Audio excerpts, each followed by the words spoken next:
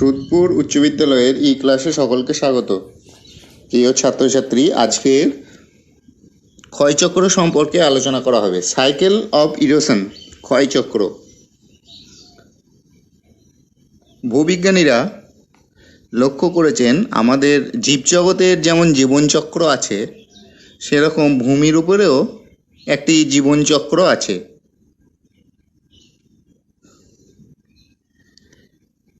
American ভূতত্ত্ববিদ William Morris Davies 1899 সালে সর্বপ্রথম এই ক্ষয়চক্র সম্পর্কে ধারণা দেন, যাকে আমরা সাইকেল অফ ইরোশন বলছি। তার জিওগ্রাফিক্যাল এসেজ নামক গ্রন্থে তিনি এই ক্ষয়চক্র ধারণাটি তুলে ধরেন। পরবর্তীকালে পেঙ্ক, হ্যাক, ক্রিকমে, এল.সি. কিং প্রমুখ ভূবিজ্ঞানীগণ এই ক্ষয়চক্র ধারণা নানাভাবে উপস্থাপিত করেন। এনাদের মধ্যে হ্যাকের ধারণাকে নন সাইক্লিক কনসেপ্ট বলা হয়। এখন ক্ষয়চক্র কি? ক্ষয়চক্র বলতে আমরা কি বুঝি, সংজ্ঞা আকারে যদি বলা হয় তাহলে কি বলবো সেটা সম্পর্কে আলোচনা করছি। কোনো ভূমিভাগ, ধরা যাক কোনো ভূমিভাগ উত্থিত হলো, কোনো ভূমিভাগের উত্থান হওয়ার পর সেই ভূমিভাগের ওপর বিভিন্ন বহির্জাত শক্তিগুলো কাজ করতে থাকবে এবং কাজ করতে থাকলে সেই ভূমিভাগের ক্রমশ ক্ষয় হবে। ক্ষয় হতে হতে কতগুলো নির্দিষ্ট ক্রম অনুসারে, কতগুলো পর্যায়ে আস্তে আস্তে সেই উচ্চভূমিটা সমপ্রায় ভূমিতে পরিণত হবে, মানে প্রায় সমতল ভূমিতে পরিণত হবে, এবং যে ক্ষয়ের শেষ সীমা, সেই ক্ষয়ের শেষ সীমায় পৌঁছাবে। এটাই ক্ষয়চক্র। এটাকে সংজ্ঞা আকারে আমরা এইভাবে বলতে পারি: উত্থিত কোনো ভূমিভাগের ক্ষয়কার্যের ফলে প্রাথমিক অবস্থা থেকে নির্দিষ্ট ক্রম অনুসারে কতগুলো অন্তর্বর্তী পর্যায়ের মধ্য দিয়ে শেষ অবস্থায় বা সমপ্রায় ভূমিতে পৌঁছানোকে ক্ষয়চক্র বলা হয়।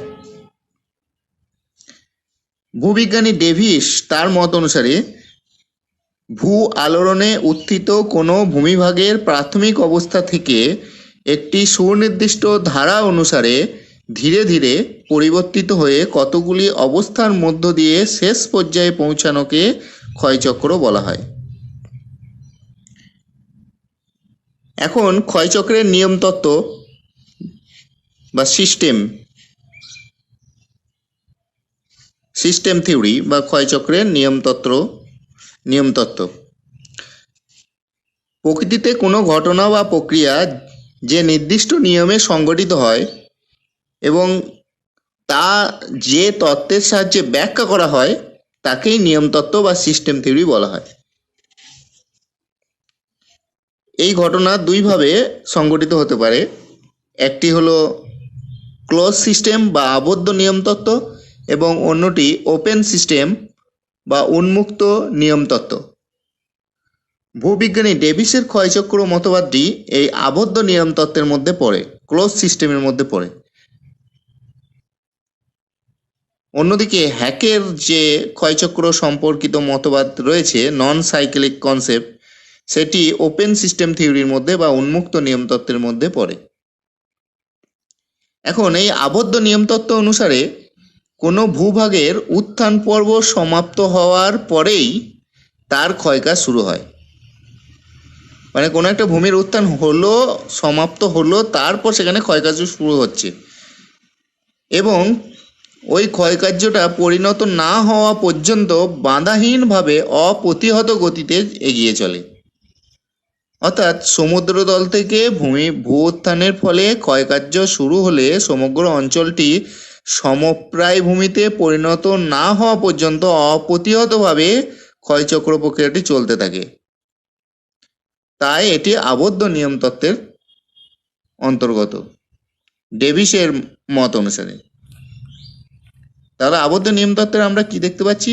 কোনো একটা ভূমি উত্থান হলো, তার উপর ক্ষয়কার্য চললো, ক্ষয়কার্য চলে সেই ভূমিটা আবার পুনরায় সমপ্রায় ভূমিতে পরিণত হলো। অর্থাৎ প্রাথমিক অবস্থায় ওই ভূমির উত্থান যখন হয়নি তখন সেখানে যে অবস্থা ছিল পুনরায় চক্রাকার গতিতে সেই অবস্থাতেই ফিরে আসলো। আর এই চক্রাকার গতিতে ফিরে আসার সময়ে কোনো বাধা এর মধ্যে পড়লো না, বাধাহীনভাবে সে পূর্বের অবস্থায় আবার ফিরে আসলো। অন্যদিকে ওপেন সিস্টেম বা উন্মুক্ত নিয়ম তত্ত্ব বলতে কি বোঝানো হয়েছে? কোনো প্রক্রিয়া ও তার পারপার্শ্বিকের মধ্যে পদার্থ বা শক্তি উভয়ের আদান প্রদান হতে পারে। মানে এখানে বোঝানো হয়েছে একটি ক্ষয়চক্র পূর্ণতা প্রাপ্তির পূর্বেই অঞ্চলটির পুনরুত্থানের ফলে মাঝপথেই সেই প্রক্রিয়াটির মধ্যে পদার্থ বা শক্তির সমাবেশ ঘটতে পারে। আরো ভেঙে বললে এটাই বলা যায় যে কোনো একটা ভূমিরূপের উত্থান কাজ চলছে, চলতে চলতেই তার উপর ক্ষয়কার্য সম্পূর্ণ হচ্ছে, এবং ক্ষয়চক্রটি যখন চলছে সেই ক্ষয়চক্রের মাঝে ওই ভূমিরূপের আবার উত্থান সংগঠিত হয়ে সেই ক্ষয়চক্রটাকে বিঘ্ন ঘটিয়ে দিল। ক্ষয়চক্রের পূর্ণতা প্রাপ্তির পূর্বেই আবার সেই ভূমিরূপটার উত্থান ঘটল। তো এই ওপেন সিস্টেম অনুসারে এগুলো হতে থাকে, মানে পুরো ক্ষয়চক্রটা সম্পূর্ণ হওয়ার আগেই আবার সেখানে ভূমির উত্থান হয়ে নতুনভাবে আবার সেখানে ক্ষয়কার্য চলতে শুরু করলো। কিন্তু আমরা ক্লোজ সিস্টেমের ক্ষেত্রে কি দেখেছিলাম? পুরো ক্ষয়চক্রটা সম্পূর্ণ হবে, মানে সমপ্রায় ভূমি থেকে ভূমির উত্থান হলো, ক্ষয়কার্য হয়ে পুনরায় সেখানে সমপ্রায় ভূমি আবার সৃষ্টি হবে, তবে ক্ষয়চক্রটা সম্পূর্ণ হবে, সেটা ক্লোজ সিস্টেম অনুসারে। কিন্তু ওপেন সিস্টেমে আমরা দেখলাম কোনো একটা ভূমির উত্থান হলো, তার উপর ক্ষয়কার্য চলছে, ক্ষয়কার্য চলতে চলতে মাঝপথে আবার ওই ভূমিটার উত্থান হলো, তাহলে ওই ক্ষয়চক্রটা নষ্ট হয়ে গেল, দিয়ে নতুন আবার ক্ষয়চক্র শুরু হলো। এখন ক্ষয়চক্রের নিয়ন্ত্রক সমূহ, controlling factor of cycle of erosion. ডেভিসের মত অনুসারে landscape is the function of structure, process and time. Landscape is the function of structure, process and time. সুতরাং কোনো অঞ্চলের ক্ষয়চক্রের প্রকৃতি ও বৈশিষ্ট্য নিয়ন্ত্রণকারী উপাদানগুলি হল ভূমিরূপের গঠন, প্রক্রিয়া ও পর্যায়ের ফলশ্রুতি। ভূমিরূপের গঠন, প্রক্রিয়া ও পর্যায়ের ফলশ্রুতি। এখানে গঠন বলতে শিলার গঠন, বিশেষত শিলার সংযুক্তি, কাঠিন্যতা, নতি, ভাঁজ, চ্যুতি, প্রবেশত্যা, শিলালক্ষণ, ভূতাত্ত্বিক গঠন ইত্যাদির সম্মিলিত অবস্থাকে বোঝায়। প্রক্রিয়া বলতে সমস্ত ক্রিয়াশীল শক্তিগুলিকে বোঝায়, যেমন আবহবিকার, পুঞ্জিত ক্ষয়, জলপ্রবাহ, বায়ুপ্রবাহ, হিমবাহ, সমুদ্র তরঙ্গ, ভৌম জলপ্রবাহ, ভূ আলোড়ন, ভূমিকম্প, অগ্নুদ্গম ইত্যাদি। এবং পর্যায় বলতে সময়কে বোঝায়, সময়কালকে বোঝায়। অবশ্যই ভূবিজ্ঞানী ডেভিসের মত অনুসারে এগুলো, অর্থাৎ কত সময় ধরে প্রাকৃতিক শক্তি কোনো স্থানের ভূমিভাগের ওপর কাজ করছে তার অবস্থাকে বোঝায়। ডেভিস এই সময়কালকে আবার বিভিন্ন পর্যায়ে ভাগ করেছেন, যেমন যৌবন অবস্থা, পরিণত অবস্থা, বার্ধক্য অবস্থা, এই পর্যায়গুলো রয়েছে। ভিন্ন ভিন্ন পর্যায়ে ভিন্ন ভিন্ন রকমের ভূমিরূপ আবার সৃষ্টি হয়। এখন ক্ষয়চক্রের কর্মপদ্ধতি বা প্রক্রিয়া। ক্ষয়চক্রের কর্মপদ্ধতি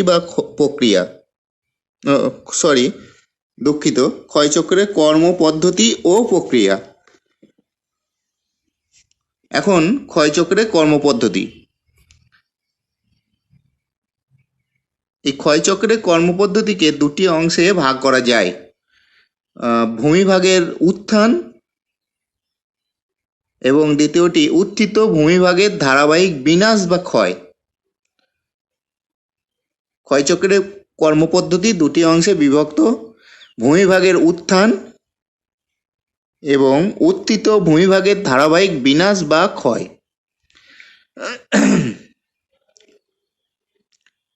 ভূবিজ্ঞানী ডেভিসের মত অনুসারে ভূ আলোড়নের প্রভাবে সমুদ্রগর্ভ থেকে কোনো একটি নতুন ভূখণ্ডের জন্ম হয় এবং দ্রুত গতিতে সর্বোচ্চ উচ্চতায় সেই ভূমিভাগটি পৌঁছায় এবং এই উত্থান পর্বে ভূমিক্ষয় হয় না, ভূমিক্ষয় তখন বন্ধ থাকে, এটাই ডেভিস ধরে নিয়েছেন। উত্থান পর্ব শেষ হওয়ার পরেই ওই ভূমিভাগের ওপর ক্ষয় পর্ব শুরু হয় এবং এই ক্ষয় পর্ব সুদীর্ঘকাল ধরে নির্বিচ্ছিন্নভাবে চলতে থাকে। ততদিনই এই ক্ষয় পর্ব চলে যতদিন পর্যন্ত ওই উচ্চভূমিটা সমুদ্রপৃষ্ঠের উচ্চতার কাছাকাছি না পৌঁছাবে। সমুদ্রপৃষ্ঠের বা সমুদ্র জলতলের উচ্চতায় যদি পৌঁছে যায় তখনই তার উপর ক্ষয়কার্য হবে না, মানে ক্ষয়ের শেষ সীমায় যতদিন না পৌঁছাবে ততদিন ওই ভূমিভাগের উপর নির্বিচ্ছিন্নভাবে ক্ষয়কার্য চলতেই থাকবে এবং এই ক্ষয় পর্ব চলাকালীন ভূগাঠনিক স্থিতিশীলতা বজায় থাকে, অর্থাৎ নতুন করে ওই সময় ভূমির উত্থান বা অবনমন অন্য কোনো কিছু হবে না।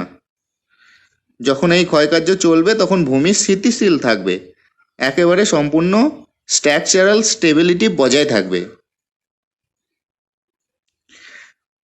কোনো ক্ষয়চক্র সম্পূর্ণ হতে কত সময় লাগবে সেটা আবার কতগুলো কারণের উপর নির্ভরশীল, কতগুলো কারণের উপর। সেই কারণগুলি হলো অঞ্চলটি কি ধরনের শিলা দ্বারা গঠিত হয়েছে,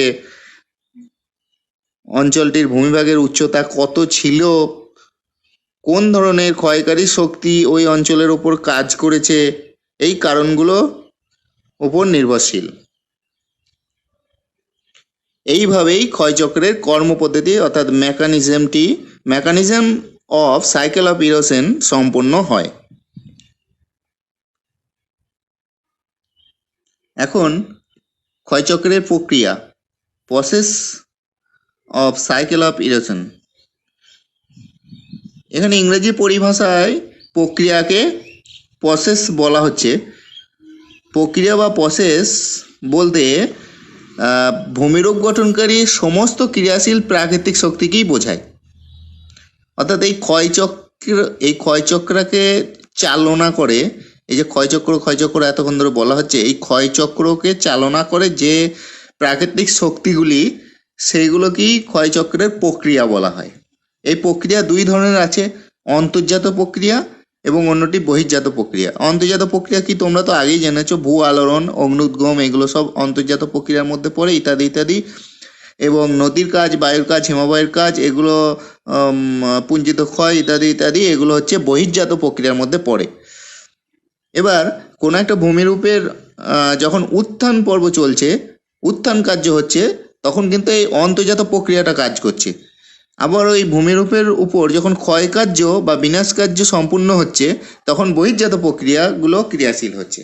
অর্থাৎ ক্ষয়চক্রটি সম্পূর্ণ হতে গেলে অন্তর্জাত প্রক্রিয়াকেও প্রয়োজন হচ্ছে এবং বহির্জাত প্রক্রিয়াকেও প্রয়োজন হচ্ছে। ভূমিরূপের উত্থানের সময় অন্তর্জাত প্রক্রিয়াটা ক্রিয়াশীল হচ্ছে এবং উত্থান কার্য সম্পূর্ণ হয়ে গেলে তার উপর যখন ক্ষয় কার্য চলছে, সমপ্রায় ভূমিতে পরিণত করার প্রক্রিয়া যখন চলছে, তখন সেখানে কিন্তু বহির্জাত প্রক্রিয়াগুলো ক্রিয়াশীল হচ্ছে। আবার এই যে অন্তর্জাত শক্তি, বহির্জাত শক্তি এক বা যে কোনো প্রকার শক্তি বা প্রক্রিয়ার কথা বলছি, এই যে প্রক্রিয়া বা শক্তিগুলো যে ক্ষয়চক্র চলাকালীন সব সময়ই একইভাবে কাজ করবে এটা ভাবাটা ভুল। এদের কাজ করার ক্ষমতা এক এক সময় এক এক রকম হয়ে যায়, পরিবর্তন হতে পারে। দীর্ঘ ক্ষয় পর্বে কখনোই সমান থাকে না। সেই কারণে ক্ষয়চক্রে ভূমিরূপ গঠনকারী প্রাকৃতিক শক্তির কর্ম সম্পাদনের ধরন অনুসারে তিনটি ধারাবাহিক পর্যায়ে ক্ষয়চক্রকে ভাগ করা হয়। সেই ধারাবাহিক পর্যায় তিনটি হলো যৌবন পর্যায়, পরিণত পর্যায় এবং বার্ধক্য পর্যায়। এখন ক্ষয়চক্রের শ্রেণীবিভাগ। ক্ষয়চক্রের শ্রেণীবিভাগ, classification of cycle of erosion. প্রক্রিয়া অনুসারে ক্ষয়চক্রকে প্রধানত 5টি ভাগে ভাগ করা যায়, যথা নদীর কাজের দ্বারা পরিচালিত ক্ষয়চক্র বা স্বাভাবিক ক্ষয়চক্র, বায়ুর কাজের দ্বারা পরিচালিত ক্ষয়চক্র বা মরু ক্ষয়চক্র, দবন কার্যের দ্বারা পরিচালিত ক্ষয়চক্র যেটা চুনাপাথর গঠনযুক্ত অঞ্চলে দেখা যায়, যাকে কাস্ট ক্ষয়চক্র বলা হয়, হিমবাহের কাজের দ্বারা পরিচালিত হৈমবাহিক ক্ষয়চক্র এবং সমুদ্র তরঙ্গের কাজের দ্বারা পরিচালিত সামুদ্রিক ক্ষয়চক্র। তাহলে আমরা ক্ষয়চক্রের শ্রেণীবিভাগ কি দেখলাম? 5টি শ্রেণী দেখলাম: নদীর কাজের দ্বারা, বায়ুর কাজের দ্বারা, চুনাপাথর গঠনযুক্ত অঞ্চলে ভৌমজলের কাজের দ্বারা, হিমবাহের কাজের দ্বারা এবং সমুদ্র তরঙ্গের কাজের দ্বারা। এই 5 প্রকার ক্ষয়চক্র সম্পন্ন হয়।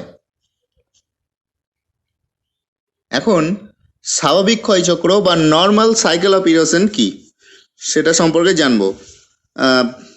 আমাদের ভূমিরূপবিদ উইলিয়াম মরিস ডেভিসের মত অনুসারে প্রবাহমান জলধারা বা নদী নিয়ন্ত্রিত ক্ষয়চক্রকেই স্বাভাবিক ক্ষয়চক্র বলা হয়। এই যে আমরা 5 প্রকার ক্ষয়চক্র আগে দেখলাম ক্ষয়চক্রের প্রকারভেদে, সেখানে নদীর দ্বারা যে ক্ষয়চক্রটা সম্পূর্ণ হয় সেই ক্ষয়চক্রকেই আমরা স্বাভাবিক ক্ষয়চক্র বলবো। এবং কেন বলবো তার কারণ হচ্ছে, আমরা যদি দেখি তাহলে দেখা যাবে ভূপৃষ্ঠের প্রায় 70% ভূমির ভাস্কর্য এই নদীর স্বাভাবিক ক্ষয়চক্রের মাধ্যমেই ঘটে। তাই একেই স্বাভাবিক ক্ষয়চক্র বা নদী ক্ষয়চক্র বলা হয়। Normal cycle of erosion. 1899 সালে ডেভিস তার ক্ষয়চক্র তত্ত্বে স্বাভাবিক ক্ষয়চক্রের ধারণাটি প্রকাশ করেন। এখন স্বাভাবিক ক্ষয়চক্রের পূর্বশর্ত বা আদর্শ অবস্থাগুলি কি কি সেগুলো আমরা একটু জেনে নিই। স্বাভাবিক ক্ষয়চক্র সম্পন্ন হতে গেলে যে পূর্বশর্ত বা আদর্শ অবস্থার দরকার সেগুলো হলো, প্রথমত ভূমির উত্থান কাজটা দ্রুত সংগঠিত হতে হবে। কোনো একটা অঞ্চলে ভূমির যে উত্থান কাজ সেটা দ্রুত গতিতে সম্পন্ন হতে হবে এবং এই উত্থান কার্য চলাকালীন ভূমিরূপের কোনো ক্ষয়কার্য হবে না, সেখানে কোনো রকম ক্ষয়কার্য হবে না। উত্থান কার্য সম্পূর্ণ শেষ হলে উত্থিত ভূমিভাগটি ধীরে ধীরে ক্ষয়প্রাপ্ত হবে এবং এই ক্ষয়কার্য চলাকালীনও ভূমির কোনো উত্থান কার্য হবে না, অর্থাৎ অঞ্চলটি ভূগাঠনিক দিক থেকে স্থিতিশীল হবে। যে উচ্চভূমিটির কথা বলা হচ্ছে, যে উচ্চভূমির উপর ক্ষয়কার্য চলবে সেই উচ্চভূমিটি যে অঞ্চলে অবস্থিত সেই অঞ্চলটি ভূগাঠনিকভাবে স্থিতিশীল হতে হবে, অর্থাৎ পুরো ক্ষয়কার্য চলার সময় যেন ওই ভূমিরূপের উপর আর কোনো উত্থান কার্য সংগঠিত না হয়। এই ক্ষয়চক্রের শেষ পর্যায়ে ভূভাগটি সমুদ্রপৃষ্ঠের একেবারে কাছাকাছি উচ্চতায় পৌঁছাবে, অর্থাৎ ভূখণ্ডটি একটি প্রায় সমতল ভূমিতে পরিণত হবে। এই প্রায় সমতল ভূমির নাম হচ্ছে পেনিপ্লেন। পেনিপ্লেন। সমগ্র অঞ্চলটি পর্যায়ক্রমে কঠিন ও কোমল শিলা দ্বারা গঠিত হতে হবে। সমগ্র অঞ্চলটি পর্যায়ক্রমে কঠিন ও কোমল শিলা দ্বারা গঠিত হতে হবে। আর যে অঞ্চলে এই ক্ষয়চক্র সম্পাদিত হবে সেই অঞ্চলের জলবায়ু আর্দ্র প্রকৃতির হতে হবে, কারণ আর্দ্র প্রকৃতির না হলে নদী ব্যবস্থা ভালোভাবে গড়ে উঠবে না এবং নদীর ক্ষয় প্রাধান্য পাবে না। তাই এই ক্ষয়চক্র বা স্বাভাবিক ক্ষয়চক্র সম্পূর্ণ হতে গেলে সেই অঞ্চলের জলবায়ু আর্দ্র প্রকৃতির হতে হবে। এখন স্বাভাবিক ক্ষয়চক্রের বৈশিষ্ট্যগুলি নিয়ে একটু আলোচনা করা হচ্ছে। স্বাভাবিক ক্ষয়চক্রের বৈশিষ্ট্যগুলি নিয়ে আলোচনা করা হচ্ছে। স্বাভাবিক ক্ষয়চক্রের মাধ্যমে যেসব ভূমিরূপগুলো তৈরি হয় তা 3টি প্রাকৃতিক উপাদান দ্বারা নিয়ন্ত্রিত হয়। সেই 3টি উপাদান হলো গঠন, প্রক্রিয়া এবং পর্যায়। গঠন, প্রক্রিয়া এবং পর্যায়। এখানে গঠন বলতে শিলার কাঠিন্য, শিলার প্রবেশতা, শিলার নতি, ভাঁজ, চ্যুতি এইগুলোকে বোঝায়। প্রক্রিয়া বলতে আবহাওয়া বিকার, পুঞ্জিত ক্ষয়, নদীর কাজ, হিমবাহের কাজ, সমুদ্র তরঙ্গের কাজ, এগুলিকে ইত্যাদি ইত্যাদি এগুলিকে বোঝায়। আর পর্যায় বলতে এই যে দীর্ঘ সময় ধরে ভূমিরূপের ক্ষয়চক্রটি চলে সেই সময়কে বোঝানো হয়েছে। এখানে সময়ের দৈর্ঘ্যকেই মূলত বোঝানো হয়েছে, অর্থাৎ কত সময় ধরে একটি ক্ষয়চক্র ক্রিয়াশীল রয়েছে সেই কর্মকালকে পর্যায় বলা হচ্ছে।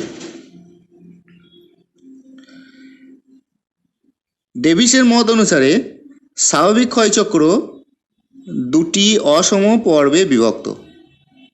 প্রথমত দ্রুত ভূমির উত্থান প্রথম পর্বে, আর দ্বিতীয় পর্বে দীর্ঘ সময় ধরে ধীরে ধীরে ভূমির উপর ক্ষয়কার্য চলা। এই দুটো অসম পর্বে সমগ্র ক্ষয়চক্রটা বিভক্ত। উত্থান পর্বটা যখন হয় সেটা খুব দ্রুত সংঘটিত হয়। সমুদ্র পৃষ্ঠের ওপরে ভূমিরূপ ভূ অভ্যন্তর শক্তির প্রভাবে দ্রুত উত্থিত হয়। পৃথিবীর যে অন্তর্জাত শক্তি তার প্রভাবে সমুদ্রগর্ভ থেকে নতুন ভূখণ্ড সমুদ্রপৃষ্ঠের ওপরে জেগে ওঠে এবং উত্থান পর্বটি খুব বেশি সময় ধরে চলে না, খুব দ্রুত সংঘটিত হয়, এটা মনে রাখতে হবে। এবং ওই যে নব উত্থিত যে ভূখণ্ড, যে নতুন ভূখণ্ডটা উত্থান পর্বের ফলে সৃষ্টি হলো, যে উচ্চভূমিটা, তার প্রাথমিক বন্ধুরতা সে লাভ করে। এখানে তোমরা যে চিত্রটি দেখতে পাচ্ছ, এই চিত্রের মধ্যে এ এবং বি লেখা আছে। দেখো এখানে এ বলতে বোঝানো হয়েছে জলবিভাজিকার সর্বোচ্চ উচ্চতা, মানে কোনো ওই উচ্চভূমির যে অংশগুলোর উচ্চতা সব থেকে বেশি সেটাকেই বোঝানো হয়েছে। আর ঠিক তার পাশে যে নদী উপত্যকা রয়েছে সেই মূল নদী খাতের সর্বোচ্চ উচ্চতা বোঝাতে বি বোঝানো হয়েছে, মানে ভূমির শীর্ষদেশ আর সেই পাশাপাশি নদী খাতের যে উচ্চতা সেটা বি। ভূমির শীর্ষদেশ বলতে এখানে এ, তাহলে এ আর বি এর মধ্যে যে ডিস্টেন্স বা দূরত্ব, এদের যে উচ্চতার পার্থক্য, সেটাই ওই ভূমির বন্ধুরতা। এই বন্ধুরতাটা আমরা উত্থান পর্বে লক্ষ্য করি। পরের পর্বটি হচ্ছে ক্ষয় পর্ব। যখন উত্থান কার্য সম্পূর্ণ হয়ে গেল তখন ওই ভূমির উপর ক্ষয়কার্য ধীরে ধীরে সংগঠিত হতে থাকে। আর এই ক্ষয়কার্য মানে স্বাভাবিক ক্ষয়চক্রের যে ক্ষয়কার্য, সেখানে নদী মুখ্য ভূমিকা পালন করে। নদীর মাধ্যমেই এই ভূখণ্ডটির উচ্চতা ক্রমশ হ্রাস পাবে এবং হ্রাস পেতে পেতে একটা সময় ক্ষয়চক্র যখন সম্পূর্ণ হবে ঠিক সেই সময় সমগ্র উচ্চভূমিটা সমুদ্রপৃষ্ঠের কাছাকাছি উচ্চতায় নেমে আসবে, অর্থাৎ ক্ষয়ের শেষ সীমায় নেমে আসবে এবং ক্ষয়চক্রটি শেষ হবে। এই ক্ষয় পর্ব 3টি পর্যায়ের মাধ্যমে সংঘটিত হয়। মনে রাখতে হবে যে এই ক্ষয় পর্ব 3টি পর্যায়ের মাধ্যমে সংঘটিত হয়: যৌবন, পরিণত এবং বার্ধক্য পর্যায়। যৌবন, পরিণত এবং বার্ধক্য পর্যায়।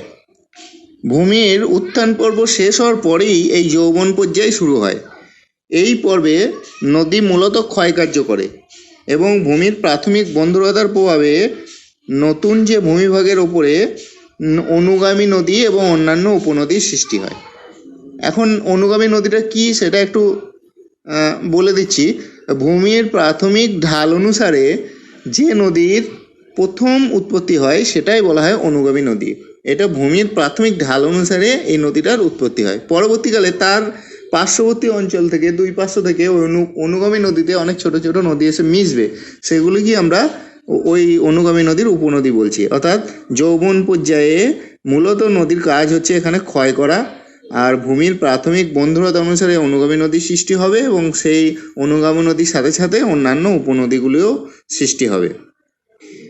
এবার এই অনুগামী নদীগুলো ক্রমশ এবং তার উপনদীগুলো ক্রমশ ওই ভূমির উপর ক্ষয়কার্য চালাতে থাকবে।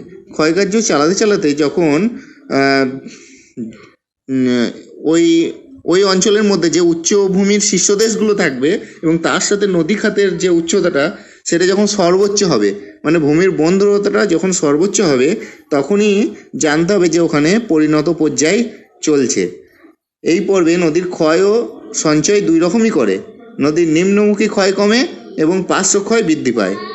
নদীর নিম্নমুখী ক্ষয়টা কমে আর পার্শ্বক্ষয় বৃদ্ধি পায়। তার ফলে তাদের মাঝের দুটো নদীর মাঝের যে জলবিভাজিকা, সেই জলবিভাজিকার আয়তন ক্রমশ কমতে থাকে আর ভূমির বন্ধুরতাটা ক্রমশ বাড়তে থাকে। নদী এই সময় পর্যায়িত নদী ঢাল গঠনেও সমর্থ হয়। এরপরে যে পর্যায়টা আসে সেটি হলো বার্ধক্য পর্যায়।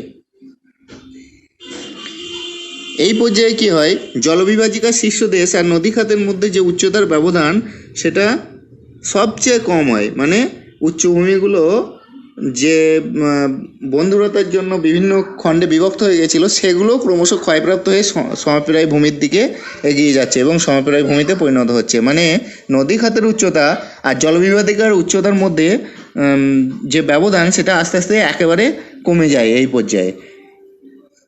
তাই এই পর্যায়টাকে বার্ধক্য পর্যায় বলা হচ্ছে। এই পর্যায়ে নদী প্রধানত সঞ্চয় করে। আমরা তাহলে যৌবন পর্যায়ে দেখলাম নদী মূলত ক্ষয়কার্য করে, পরিণত পর্যায়ে ক্ষয় ও সঞ্চয় দুই প্রকার কার্যই সম্পাদন করে এবং সমাহারে। আর বার্ধক্য পর্যায়ে দেখছি মূলত সঞ্চয় কার্য করে। এই পর্যায়ে নদী সঞ্চয় কার্য করে এবং সবশেষে ভূমিরূপটার উচ্চতা একেবারে হ্রাস করে, মানে ক্ষয় করে নিম্ন সমভূমি বা সমপ্রায় ভূমিতে পরিণত করে, যাকে বলা হয় পেনিপ্লেন। পেনিপ্লেন, PENEPLAIN,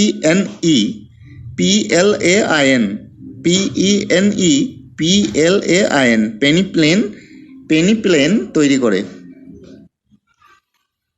এখন ক্ষয়চক্রের বিভিন্ন পর্যায়ে গঠিত ভূমিরূপগুলো নিয়ে আলোচনা করা হচ্ছে। ক্ষয়চক্রের বিভিন্ন পর্যায়ে গঠিত ভূমিরূপ। প্রথমে আসি যৌবন পর্যায়ে। যৌবন পর্যায়ে প্রাথমিক অবস্থায় ভূমির একটা বন্ধুরতা থাকে। যখনই ভূমির উত্থান হলো, প্রাথমিক অবস্থায় ভূমির একটি বন্ধুরতা থাকে। সেই বন্ধুরতাকেই বলা হচ্ছে প্রাইমারি রিলিফ। উত্থানের প্রভাবে এই বন্ধুরতারই সৃষ্টি হয়। যৌবন পর্যায়ে অল্প কয়েকটা অনুগামী নদীর সৃষ্টি হয় এবং তার সাথে সাথে কয়েকটা উপনদীরও উৎপত্তি হয়। ভূমির ঢাল অনুসারে অল্প কয়েকটা অনুগামী নদীর সৃষ্টি হয়। ভূমির ঢাল অনুসারেই সেই নদীগুলো বাহিত হয় এবং তার সাথে সাথে অল্প কয়েকটা উপনদীরও সৃষ্টি হয়। ছোট ছোট যে উপনদীগুলো সৃষ্টি হয় সেগুলো মস্তক্ষয় করে। মস্তক্ষয় বলতে তার যে মাথার দিকের অংশ, মানে যেখান থেকে নদীর উৎপত্তি হচ্ছে, সেই মাথার দিকে ক্ষয় করতে করতে উচ্চভূমির উপরের অংশের দিকে এগিয়ে যায়। একে বলা হয় হেরোয়াড ইরোশন বা মস্তক্ষয়। তাই ছোট ছোট উপনদীগুলো মস্তক্ষয় করে এবং উপনদীগুলোর যে উপত্যকাগুলো সেইগুলো একে অপরের সঙ্গে মিশে গাছের ডালপালার মতো দেখতে লাগে, যেটাকে আমরা বৃক্ষরূপী জলনির্গম প্রণালী বলি। অর্থাৎ যে যৌবন পর্যায়ে বৃক্ষরূপী জলনির্গম প্রণালীর সৃষ্টি হয়, এটা আমরা জানলাম। নদী উপত্যকাগুলো দেখতে আড়াআড়ি ইংরাজি ভি অক্ষরের মতো। তাহলে এই পর্যায়ে নদী উপত্যকার আকৃতি কীরকম হয়? ভি অক্ষরের মতো। আয়ও হতেও পারে, আয় বা ভি যে কোনো হতে পারে, ভি অক্ষরের মতো মূলত। এই পর্যায়ে নদী নিম্নক্ষয় বেশি করে। এই কারণেই আয় ও ভি আকৃতির নদী উপত্যকাগুলো সৃষ্টি হয়। নদীর ক্ষয়কার্য যেহেতু প্রধান, তাই এই পর্যায়ে নদী তার গতিপথে কঠিন কোমল শিলার মধ্যে বৈষম্যমূলক ক্ষয়কার্য করে জলপ্রপাত সৃষ্টি করে, খরস্রোত সৃষ্টি করে, এগুলো সৃষ্টি করে। যৌবন পর্যায়ে প্লাবনভূমি তৈরি হয় না। কারণ প্লাবনভূমিটা তো প্রায় সমপ্রায় ভূমির কাছাকাছি উচ্চতাযুক্ত। সেই কারণে আমরা যৌবন পর্যায়ে প্লাবনভূমি তৈরি হতে দেখতে পাই না। এই পর্যায়ে যৌবন পর্যায়ে পাশাপাশি ধরো দুটো নদী অবস্থান করছে। তবে পাশাপাশি দুটো নদীর যে মাঝের জায়গা, যেটাকে আমরা সাধারণত দোয়াব বলে, দুটি নদীর মাঝের যে উচ্চভূমি বা জলবিভাজিকাও বলে অনেকে, যেখানে দুটো নদী গোষ্ঠী পৃথক করছে যে উচ্চভূমি। তো যা হোক, মোট কথা হচ্ছে দুটো নদীর যে মধ্যবর্তী অঞ্চল, সেই অঞ্চলের আয়তনটা সুবিশাল হয়, অনেক বড় হয়। কারণ অনেক অল্প নদী এই পর্যায়ে সৃষ্টি হয়। অল্প সংখ্যক নদী সৃষ্টি হওয়ার জন্য দুটো নদীর মাঝের এলাকাগুলো অনেক বড় হয়, এটা মনে রাখতে হবে। অর্থাৎ জলবিভাজিকাগুলি প্রশস্ত হয়, অনেকটা এলাকা জুড়ে থাকে বলে অনেকটা প্রশস্ত হয় জলবিভাজিকাগুলি, কিন্তু তাদের অবস্থান ও আকৃতি সুস্পষ্ট হয় না। তাদের অবস্থান ও আকৃতিগুলো সুস্পষ্ট হয় না। আর এই পর্যায়ে নদী কোনো সময় বাঁক নেবে না, নদী বাঁকের সৃষ্টি হয় না। নদীবাঁক থাকতে পারে এই পর্যায়ে নদীবাঁক থাকতে পারে পার্বত্য অঞ্চলে, যেটা আমরা দেখতে পাই। এরপর হচ্ছে পরিণত পর্যায় বা ম্যাচুরিটি স্টেজ। পরিণত পর্যায়, এই পরিণত পর্যায়ে যে ভূমির বন্ধুরতা সেটা সব থেকে বেশি হয়, এটা মনে রাখতে হবে। অর্থাৎ জলবিভাজিকার যে উচ্চতা এবং নদী খাতের উচ্চতার যে ব্যবধান সেটা সব থেকে বেশি হয় পরিণত পর্যায়ে ভূমির বন্ধুরতা সর্বাধিক। এই পর্যায়ে পরবর্তী নদীর সৃষ্টি হয়। পরবর্তী নদীটা কি একটু বলে দিই। ভূমির প্রাথমিক ঢাল অনুসারে যে নদী উৎপত্তি হলো তাকে বলা হচ্ছে অনুগামী নদী। এই অনুগামী নদীর দুই পার্শ্ব থেকে মোটামুটি আড়াআড়িভাবে যে নদীগুলো এসে ওই অনুগামী নদীতে মেশে সেগুলিকে বলা হয় পরবর্তী নদী। এই পরবর্তী নদী এই পর্যায়ে সৃষ্টি হয় এবং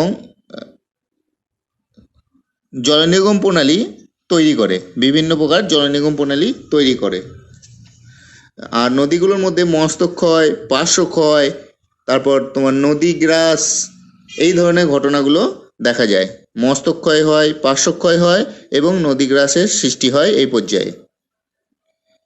যে অঞ্চলের মধ্যে এই ক্ষয়চক্রটা চলছে সেই অঞ্চলের যে শিলার প্রকৃতি, সেই শিলার প্রকৃতির সঙ্গে নদীগুলো নিজেদেরকে মানিয়ে নিয়ে তার ক্ষয়কার্য চালাতে থাকে, সম্পাদন করতে থাকে। এই পর্যায়ে যে জলবিভাজিকাগুলো মানে দুটো নদীর মাঝের যে উচ্চভূমিগুলো সেগুলো তীক্ষ্ণ আকৃতির হয়, কারণ ক্ষয় হয়ে হয়ে তাদের শীর্ষদেশগুলো তীক্ষ্ণ আকৃতির হয়ে যায় এবং শৈলশিরার মতো এরা অবস্থান করে। এই পর্যায়ের যে প্রধান নদী অর্থাৎ অনুগামী নদীগুলো, সেই অনুগামী নদীগুলোর বা প্রধান নদীগুলোর মধ্যে পর্যায়িত নদী ঢাল সৃষ্টি হয়, কিন্তু বেশিরভাগ উপনদীগুলো বা পরবর্তী নদীগুলোতে পর্যায়িত নদী ঢাল দেখা যায় না। প্রধান নদীগুলোতে আমরা কি দেখছি? পর্যায়িত নদী ঢাল দেখছি, কিন্তু উপনদীগুলোতে পর্যায়িত নদী ঢাল সেরকম দেখতে পাই না। পরিণত পর্যায়ে প্লাবনভূমির উৎপত্তি হতে পারে বা প্লাবন সমভূমির উৎপত্তি হতে পারে বা হয়। যৌবন পর্যায়ে যেসব জলপ্রপাত, তারপর খরস্রোত এইগুলো সৃষ্টি হয়েছিল সেইগুলো এই পরিণত পর্যায়ে অবলুপ্ত হয়ে যায়। উচ্চভূমি ক্ষয়প্রাপ্ত হওয়ার ফলে পরিণত পর্যায়ে সেগুলো সব অবলুপ্ত হয়ে যায়। নদীর যে গতিপথ সেটা আঁকাবাঁকা সাপের মতো বা সর্পিল গতির সৃষ্টি হয়, নদী বাঁকের সৃষ্টি হয়। আর পৌর পর্যায়ে ভূমির বন্ধুরতা সব থেকে বেশি হয়। নদী উপত্যকার নিম্নক্ষয় এবং পার্শ্বক্ষয় দুটোরই হার সমান হয়। নিম্নক্ষয় এবং পার্শ্বক্ষয় দুটোই একসাথে সমান হারে করে এই পরিণত পর্যায়ে নদী তার গতিপথ পরিবর্তনও করতে পারে। এরপর আসি বার্ধক্য পর্যায়। এই বার্ধক্য পর্যায়ের নদী উপত্যকাগুলো আরও চওড়া হবে, ক্ষয় করে তার পার্শ্বক্ষয় করে করে নদী উপত্যকাগুলো আরও চওড়া হয় এবং মৃদু ঢালযুক্ত হয়। ভূমির বন্ধুরতা একবারে হ্রাস পায়। ভূমির পার্শ্বক্ষয় বেশি করে, নদী নিম্নক্ষয়ের তুলনায় পার্শ্বক্ষয় বেশি করে, ফলে ভূমির বন্ধুরতা হ্রাস পায়। আর হচ্ছে নদীগুলোর যে সর্পিল গতিপথ বা আঁকাবাঁকা গতিপথ সেটা সুস্পষ্টভাবে এই বার্ধক্য পর্যায়ে দেখা যায়। জলবিভাজিকাগুলো আর সুস্পষ্ট থাকে না, মানে দুটো নদীর মাঝের যে উচ্চভূমিগুলো সেগুলো আর সেরকমভাবে সুস্পষ্টভাবে দেখা যায় না। এদের উচ্চতা এতটাই কমে যায়, তখন এদেরকে আর সেইভাবে দেখা যায় না। প্লাবন সমভূমিতে যে পরিণত পর্যায়ে যে প্লাবন সমভূমি সৃষ্টি হয়েছিল, সেই প্লাবন সমভূমির মধ্যে আমরা অশ্বক্ষুরাকৃতি হ্রদ, জলাভূমি এগুলো দেখতে পাই। অশ্বক্ষুরাকৃতি হ্রদ, জলাভূমি এইগুলোর সৃষ্টি হয়। আমরা যৌবন পর্যায়ে খুব অল্প উপনদীর সংখ্যা দেখেছিলাম, কিন্তু পরিণত পর্যায়ে দেখলাম যে উপনদীর তোমার প্রধান নদীর সাথে সাথে উপনদীর সংখ্যা ব্যাপক হারে বেড়েছে। আর বার্ধক্য পর্যায়ে এসে এই উপনদীর সংখ্যা যৌবনের তুলনায় বেশি থাকে, কিন্তু পরিণতর তুলনায় একটু কম হয়। মানে মাঝের পর্যায়ের তুলনায় উপনদীর সংখ্যা কম হয়, কিন্তু যৌবন পর্যায়ের তুলনায় বেশি থাকে। আর যে বিস্তীর্ণ অঞ্চল, যে অঞ্চলে উচ্চভূমিটা অবস্থান করছিল, সেই উচ্চভূমিটা ক্রমশ ক্ষয়প্রাপ্ত হয়ে নিম্ন ক্ষয়সীমায় কাছাকাছি পৌঁছায়। বেস লেভেল অফ ইরোশনের কাছাকাছি এই উচ্চভূমিটা পৌঁছে যায়। তাই সমগ্র অঞ্চলটি সামান্য উত্তল ঢালযুক্ত একটা নিম্ন সমভূমিতে পরিণত হয়। একেই আমরা সমপ্রায় ভূমি বা পেনিপ্লেন বলছি। সমপ্রায় ভূমি বা পেনিপ্লেন বলছি। সমগ্র অঞ্চলটি একটা একটা উত্তল ঢালযুক্ত নিম্ন সমভূমিতে পরিণত হয়, যাকে আমরা বলছি পেনিপ্লেন। আর এই পেনিপ্লেনের মধ্যে অপেক্ষাকৃত কঠিন শিলা দিয়ে গঠিত বা কম ক্ষয়প্রাপ্ত ডিবির মতো আকৃতি বিশিষ্ট পাহাড়গুলিকে আমরা মোনাডোনক বলবো।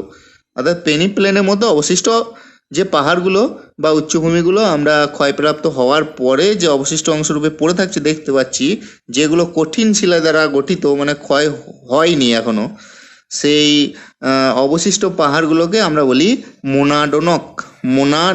তাহলে মোনাডোনক কোথায় অবস্থান করে? পেনিপ্লেনের মধ্যে। ডেভিসের ক্ষয়চক্রের শেষ পর্যায়ে যে সমপ্রায় ভূমি গঠিত হয় তাকে আমরা বলছি পেনিপ্লেন। আর সেই পেনিপ্লেনের মধ্যে কঠিন শিলা গঠিত ক্ষয় প্রতিরোধ করে দাঁড়িয়ে থাকা যে ডিবির আকৃতি বিশিষ্ট পাহাড়, সেইগুলোকে আমরা বলছি মোনাডোনক। এখন ক্ষয়চক্রের সমালোচনা, ডেভিসের যে ক্ষয়চক্র তত্ত্ব তার সমালোচনা। এই ক্ষয়চক্রের তত্ত্বের সমালোচনা করেছেন পেঙ্ক, ক্রিকমে, হ্যাক প্রমুখ ভূমিরূপ বিজ্ঞানী এই ক্ষয়চক্র তত্ত্বটি সমালোচনা করেছেন। পেঙ্কের মত অনুসারে তিনি কি বলছেন, যে প্রাথমিক উত্থান কখনোই দ্রুত হয় না।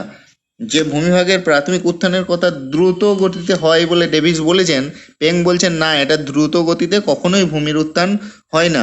উত্থান খুব ধীরে ধীরে সংগঠিত হয়।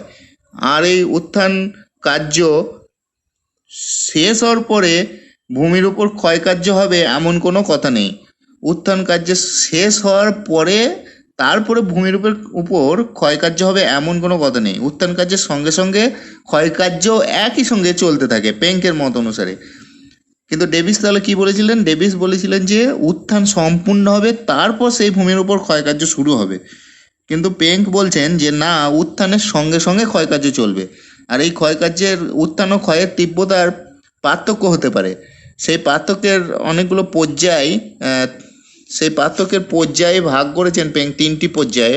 সেই পর্যায়গুলি হলো উত্থান ক্ষয়ের চেয়ে বেশি শক্তিশালী, উত্থান ও ক্ষয়ের ক্ষমতা সমান, আরেকটি হচ্ছে উত্থানের চেয়ে ক্ষয় বেশি শক্তিশালী।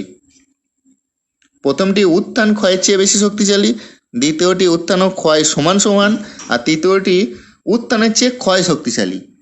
এই 3টে পর্যায়ে ভূমির উপর উত্থান হতে পারে। ডেভিস বলেছেন যে যৌবন পর্বের আগেই উত্থান পর্ব শেষ হয়ে যায়। যৌবন পর্ব শেষ হওয়ার আগেই উত্থান পর্বটা শেষ হয়ে যায়। কিন্তু পেঙ্কের মতে এটা নয়। পেঙ্ক এখানে সমালোচনা করে বলেছেন ভূমির উত্থান দীর্ঘদিন পর্যন্ত চলতে পারে। যে যৌবন পর্যায়ের আগেই উত্থান কার্য শেষ হয়ে যাবে এমন কোনো কথা নেই, এটা দীর্ঘদিন পর্যন্ত চলতে পারে। ডেভিস এই সমগ্র ক্ষয়চক্রটিকে 3টি পর্যায়ে ভাগ করেছেন, যৌবন, পরিণত এবং বার্ধক্য। কিন্তু ভূমিরূপবিদ ক্রিকমে তার অসম বিকাশ তত্ত্বে ডেভিসের এই তত্ত্বকে সমালোচনা করে বলেছেন ক্ষয়চক্রের মাধ্যমে কোনো একটা ভূমিরূপ বা কোনো একটি উচ্চভূমি গঠিত অঞ্চল ধারাবাহিকভাবে পরপর যৌবন, পরিণত এবং বার্ধক্যে পৌঁছাবে এমন কোনো কথা নেই। এইভাবে পৌঁছানো কোনো মতেই সম্ভব নয়। ডেভিস ক্ষয়চক্রকে 3টি পর্যায়ের মাধ্যমে সংগঠিত হওয়ার কথা বলেছেন চক্রাকারে। মানে তোমার প্রথমে হচ্ছে যৌবন থেকে পরিণত থেকে বার্ধক্য, এই 3টি পর্যায়ে চক্রাকারে আবর্তিত হয় ক্ষয়চক্র, এটা ডেভিস বলেছেন। কিন্তু হ্যাকের তত্ত্বটা সম্পূর্ণ উল্টো। তার তত্ত্ব হচ্ছে ডাইনামিক ইকুইলিব্রিয়াম থিওরি বা গতিশীল ভারসাম্য তত্ত্ব। এখানে হ্যাঁ, ডেভিসের সমালোচনা করে বলেছেন যে ভূমিরূপ গড়ে তোলার জন্য প্রকৃতির প্রতিরোধ এবং গড়ে তোলার কাজ একসাথেই সংগঠিত হয়। মানে ভূমির যেমন গঠন হবে, তখন বহির্জাত শক্তিগুলো ওই ভূমির উপর একসাথেই কাজ করবে, দিয়ে একটা ভারসাম্য অবস্থা বিরাজ করে। ক্ষয় ও প্রতিরোধের মধ্যে একটা ভারসাম্য সৃষ্টি হয়। এটাই হচ্ছে গতিশীল ভারসাম্য তত্ত্ব। হ্যাক এখানে ডেভিসের সমালোচনা করে এই গতিশীল ভারসাম্য তত্ত্বের অবতারণা করেছেন। ডেভিস বর্ণিত তত্ত্বটি ক্লোজ সিস্টেমের অন্তর্গত। অর্থাৎ কোনো একটা ভূমিরূপের উত্থান কার্য সংগঠিত হওয়ার পরে সেখানে ক্ষয়কার্য শুরু হবে, এবং যতক্ষণ নয় ক্ষয়চক্রটা সম্পূর্ণ হবে তার উপর কোনো রকম বাধা আসবে না, বাইরে থেকে কোনো শক্তি আসবে না। কিন্তু তার পাশাপাশি ওপেন সিস্টেমে এই ডেভিসের এই তত্ত্বের সমালোচনা করে উল্টো তত্ত্ব দেওয়া হয়েছে। ওপেন সিস্টেম বা উন্মুক্ত নিয়ম তত্ত্বে বলা হয়েছে একটি ক্ষয়চক্র পূর্ণতা প্রাপ্তির আগেই বাধাপ্রাপ্ত হতে পারে, ফলে নতুন একটি ক্ষয়চক্রের জন্ম হয় সেখানে। অর্থাৎ একটা ক্ষয়চক্র পুরো সম্পূর্ণ হওয়ার আগেই মাঝপথে বাধাপ্রাপ্ত হয়ে নতুন আরেকটা ক্ষয়চক্রের সৃষ্টি হতে পারে। এত কিছু সমালোচনার সত্ত্বেও ডেভিসের তত্ত্বের যে উপযোগিতা সেটাকে অস্বীকার করা যায় না। ডেভিসের আগে কেউ এত সুন্দরভাবে বা সহজভাবে ভূমিরূপের বিবর্তনকে ব্যাখ্যা করেননি। ডেভিসই প্রথম এত সুন্দরভাবে ভূমিরূপের জীবনচক্রের একটা সুসংগঠিত তত্ত্ব বা উপলব্ধির জন্ম দিয়েছেন। আজ এ পর্যন্তই।